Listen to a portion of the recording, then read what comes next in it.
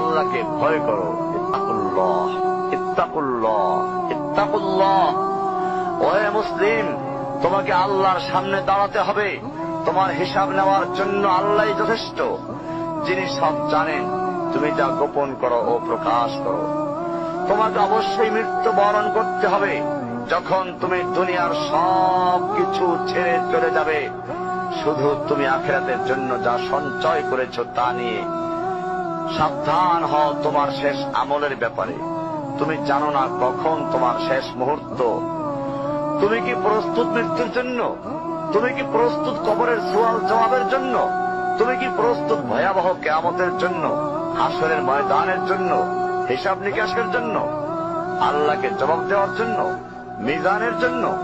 তুমি কি প্রস্তুত চুলের চাইতে সূক্ষ্ম, তরবারির চাইতে ধারালো পুল সিরাতকে পাড়ি দেওয়ার জন্য? ভয়ঙ্কর তুমি জাহান্নামের ভয়ঙ্কর আযাব থেকে আত্মরক্ষার জন্য কাজ করছো তো? যার ইন্ধন মানুষ এবং পাথর, যার আগুন ভয়ঙ্কর উত্তাপ সম্পন্ন কালো বর্ণের, যা হৃদয় পর্যন্ত জ্বালিয়ে দেবে, এমন উত্তপ্ত পানি যা নাড়ি ভুঁড়িকে বের করে দিবে। রয়েছে খাবারে হিসাবে জাক্কুম ও গলিত পুঁজ। জাহান্নাম অসম্ভব গভীর, ভয়াল জায়গা, কঠোর হৃদয় ফেরেশতারা নিযুক্ত, যেখানে শাস্তির মাত্রা বৃদ্ধির জন্য শরীরকে অনেক বড় করে দেওয়া হবে।